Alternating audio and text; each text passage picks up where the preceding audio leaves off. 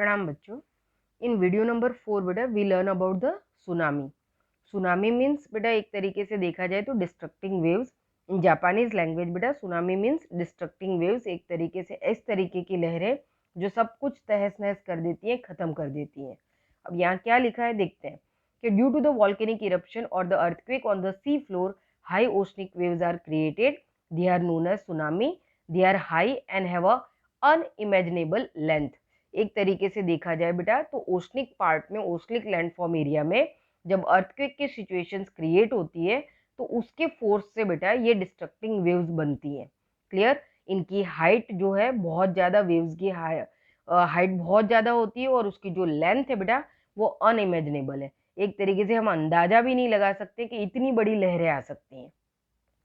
Tsunami में जो ये टी है बेटा ये साइलेंट होता है, क्योंकि अक्सर जापान में, चाइना में उनके वर्ड्स के साथ जो टी है वो लगाया जाता है और ये टी हमेशा साइलेंट होता है, उसका प्रोनाउंसिएशन में यूज नहीं किया जाता है। अब यहाँ पे बेटा आप ये इस पिक्चर को देखकर ये अंदाजा लगा सकते हो बेटा कि ये कैसे डिस्ट्रक्टिंग वेव्स होगी।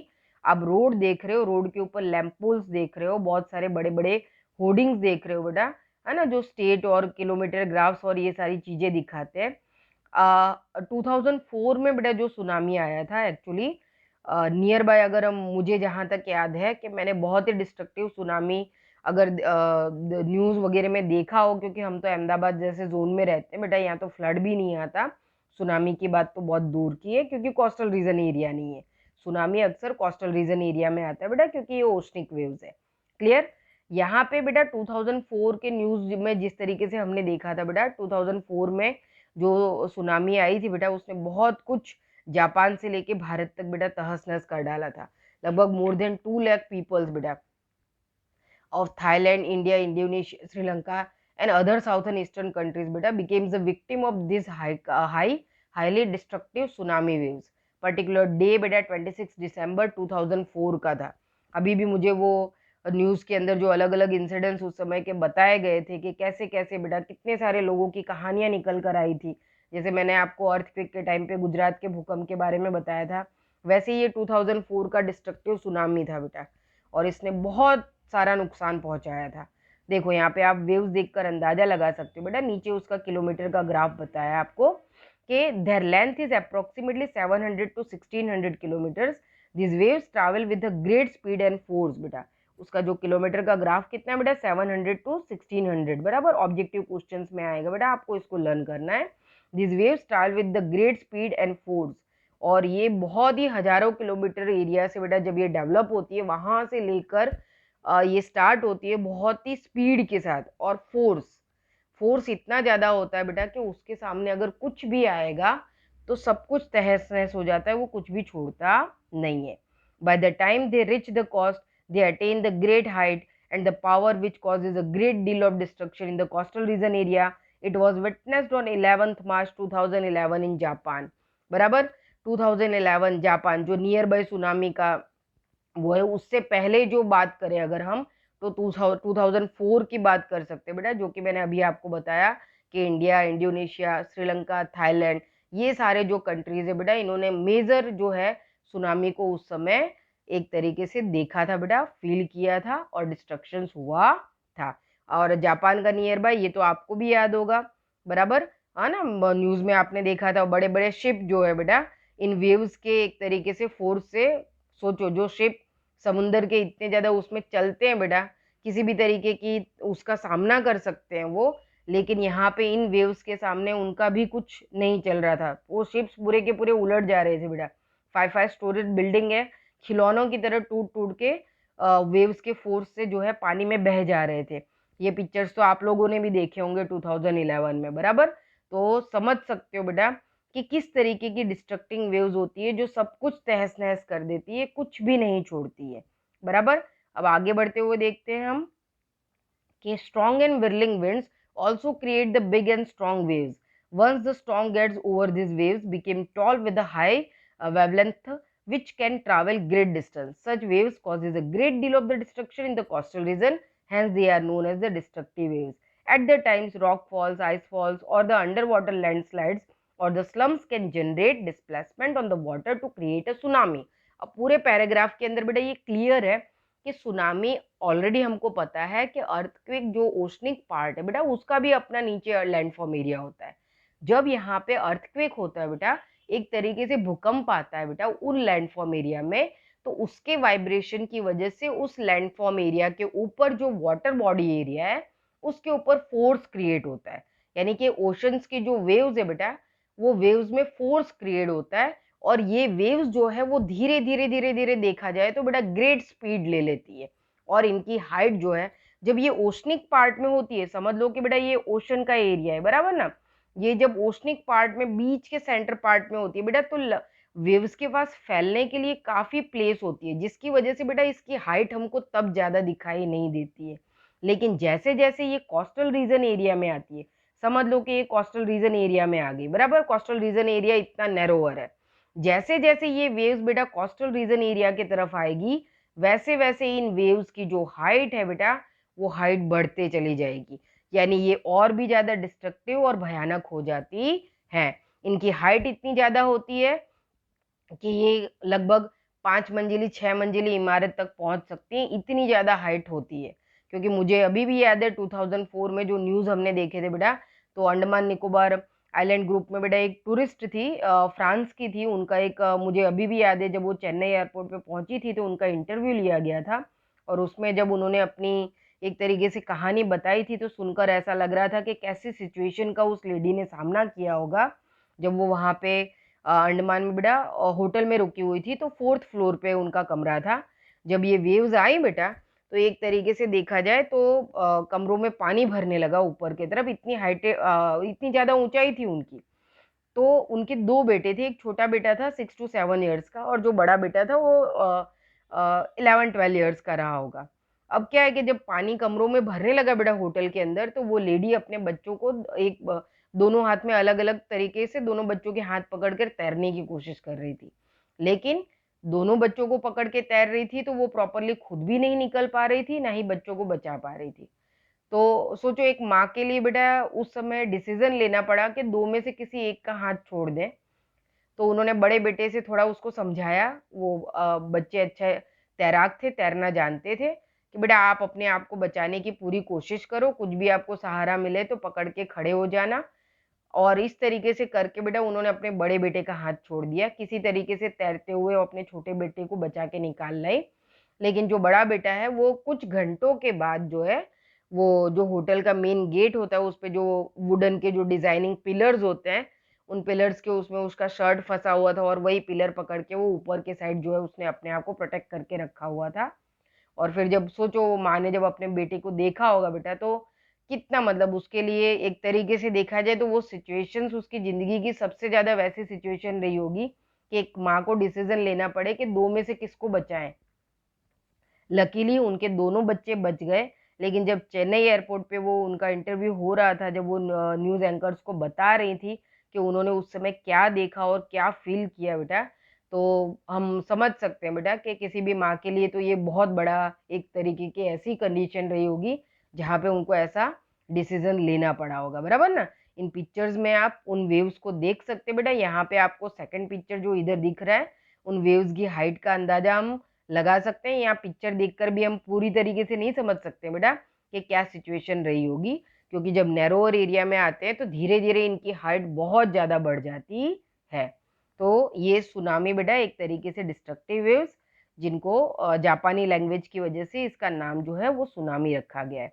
ओके, अब इसके बाद के बेटा नेक्स्ट पार्ट में आ जाता है कि पॉइंट जो सेकंड है बेटा वो फ्लड का पॉइंट है, बराबर।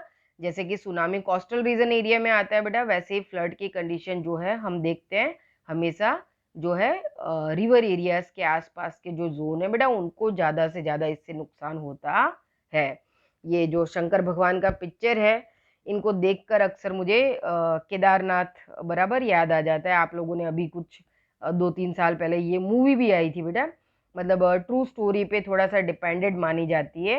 हालांकि मूवी की स्टोरी भले काल्पनिक रही होगी, लेकिन जो फ्लड की सिचुएशन बताई है बेटा, वो काफी मतलब एक तरीके से देखा जाए तो उस समय केदारनाथ में कुछ इसी तरीके की सिचुएशंस क्रिएट हुई थी बेटा। तो हम देख सकते हैं, है ना, पिक्चर्स को देखकर ही हम अंदाजा लगा सकते हैं कि कितना डिस्ट्रक्टिव एक तरीके से इंसिडेंट्स उस समय हुआ होगा। यहाँ देखो, the flow of the excess of water in river is called the flood. Flood occurs due to the two reason. Flood जो है बेटा दो रीजंस की वजह से होता है। First is the heavy rain in the upper curves of the river. अगर नदियों के किनारे के आसपास का जो जोन है बेटा, वहां पे बहुत ज्यादा हैवी रेन होता है।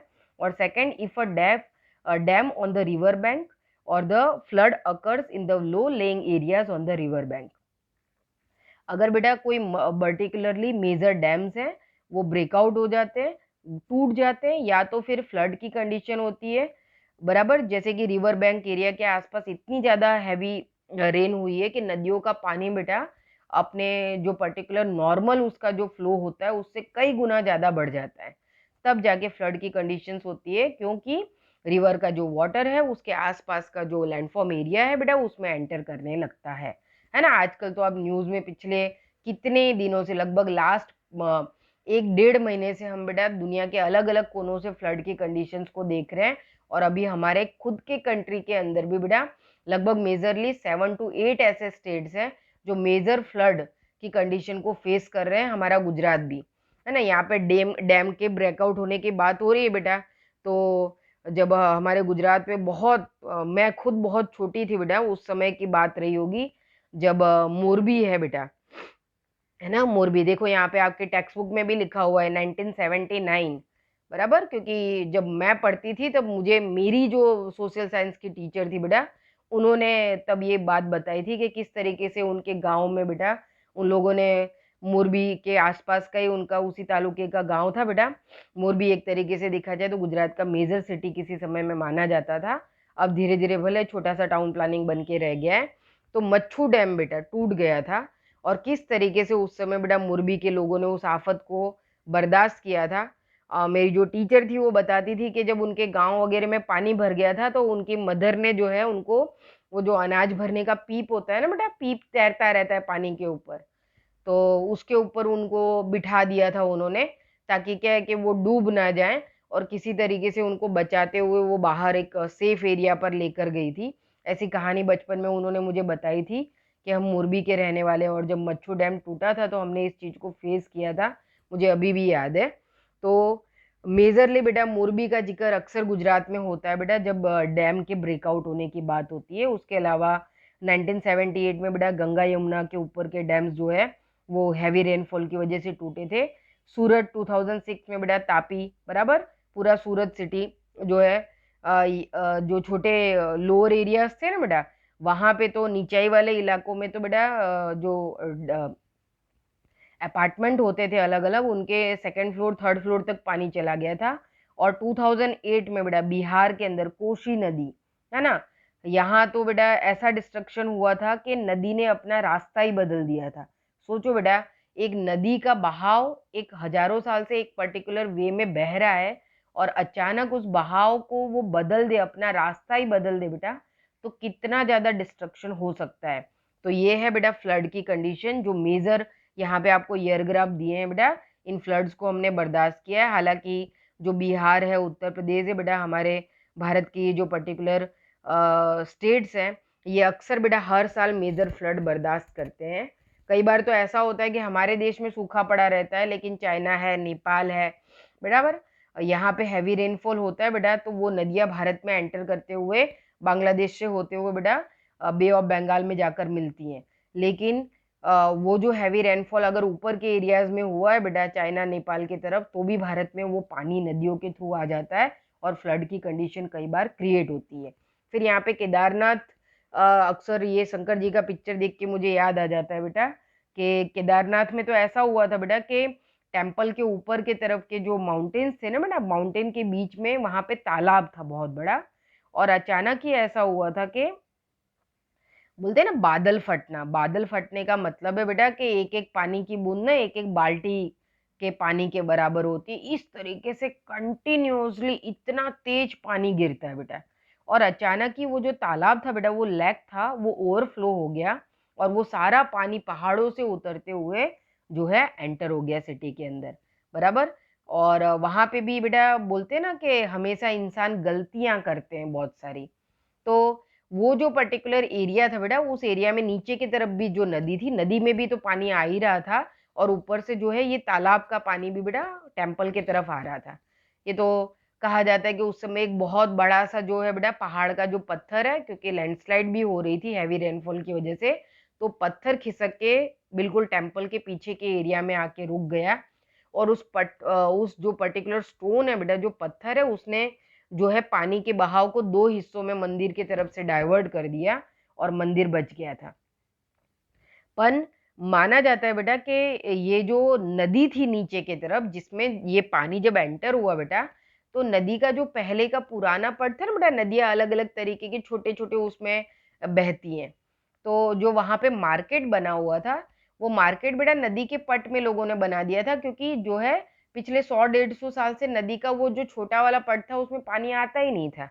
लोगों ने एक तरीके से फ्लैट एरिया जैसा उसको बना दिया था और जो है वहां पे मार्केट खड़ा कर दिया था। और अचानक ही बेटा बोलते हैं ना कि कभी भी नेचर को डिस्टर्ब नहीं करना चाहिए। वो नदी का अपना रास्ता है, भले उस रास्ते पे से वो 100 साल से नहीं बह रही है, पर वो उसका रास्ता तो है। जब उसमें पानी ज्यादा आएगा तो वो अपने नेचुरल वे को जरूर वो करेगी, बराबर।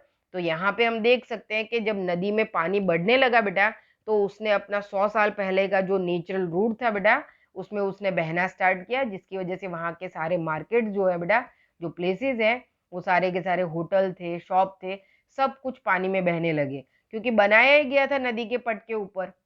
तो कभी भी नेचर को डिस्टर्ब नहीं करना चाहिए बेटा। ओके, तो यहाँ पे मेजरली हमने दो कंडीशंस को देखा, सुनामी और फ्लड।